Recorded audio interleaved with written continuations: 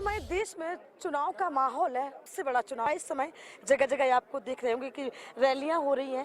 Bharatiya Janata party के सभी जितने भी नेता हैं जगह जगह पहुंच रहे हैं, लेकिन कुछ सीट ऐसी होती है जिस पर जनता की निगाह टिकी होती है, नज़र लगी होती है। उन्हीं में से एक सीट है फतेहपुर सीकरी लोकसभा।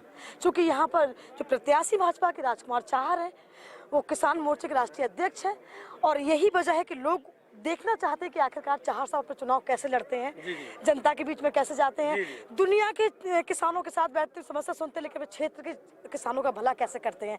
तो पहला सवाल मेरा यही रहेगा कि अब आप जीत के आएंगे, 4 जून पता लग जाएगा, तो अपने किसानों के लिए ऐसा कौन सी चीज़ लेके आना चाहिए? देखिए, मेरा पूरा जो जीवन है ना साहब, वो किसानों के लिए समर्पित है। गाँव, गरीब, किसान, ये इसके लिए राजकुमार चाहर का पूरा जीवन समर्पित है, क्योंकि किसानों की समस्याएं, उसके जीवन में क्या क्या कठिनाइयां आती हैं, ये राजकुमार ने बचपन में देखी हैं।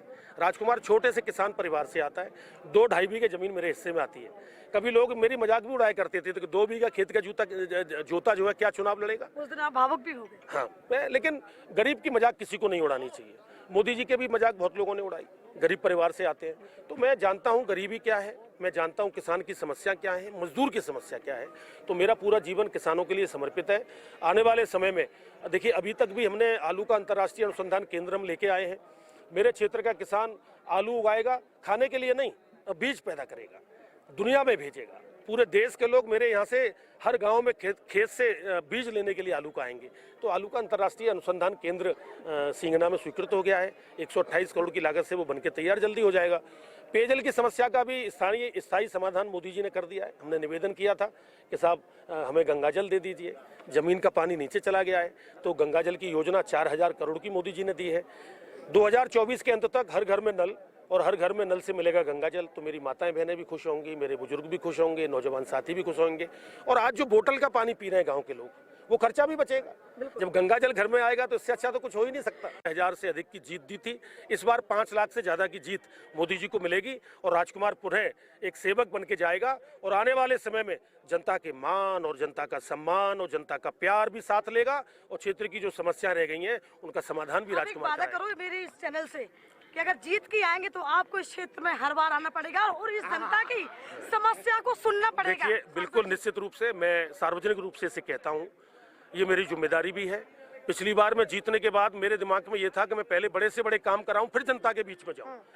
मैं चाहता था खाली हाथ नहीं जाऊं मैं। लोग घूमते रहे खाली हाथ गाड़ियां लेके, कभी जनता के लिए कुछ नहीं किया।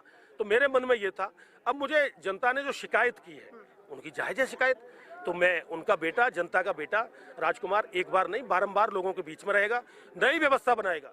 कभी राजकुमार चाहर बाह में जनता दर्शन के कार्यक्रम लगाएगा, एक तरफ अधिकारियों को बिठाएगा, एक तरफ जनता को बिठाएगा और समाधान ऑन द स्पॉट, मौके पर भी जनता का समाधान कराएगा, लोगों के बीच में रहेगा। और मेरी जनता ये मुझे कहेगी मेरे सेवक हूँ मैं, तो वो लोग कहेंगे राजकुमार भैया अब अधिकारियों से बातचीत हो गई, समस्या का समाधान हो गया, अब चलो हमारे संग दशगामन में। तो उनके संग तुरंत गाड़ी लेके पीछे चल दूंगा। तो ऐसी पूरे हर ब्लॉक में, हर न्याय पंचायत में राजकुमार जाता रहेगा। ये जनता का प्रेम है, मैं अपनी जनता के लिए नतमस्तक हूँ। उनका प्रेम है जो मुझे प्रेम करते हैं। जिससे प्रेम होता है शिकायत भी उसी से होती है। तो जिससे प्रेम होता है तो शिकायत राजकुमार से है। राजकुमार ने इस शिकायत को दूर करने का संकल्प किया है।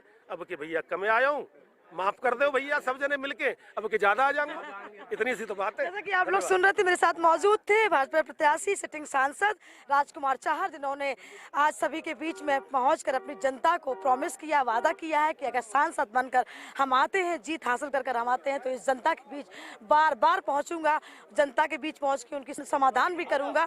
और इतना ही नहीं, अपने किसानों के लिए आयाम व्यायाम के दरबार भी, यानी कि एक पिटारा भी खोलूँगा, जिससे हमारे किसानों की आय बढ़े। क्योंकि उन्होंने यहाँ पे आलू अनुसंधान केंद्र भी लेके आए, क्योंकि यहाँ से अब तरह का बीज भी उत्पन्न होगा। और यही वजह किसानों के आने वाले समय में किसानों की जो स्रोत है, इनकम स्रोत है, वो बढ़ने की पूरी गुंजाइश नजर आ रही है। कैमरा पर्सन अंकुर के साथ रिंकी उपाध्याय, इंडिया न्यूज।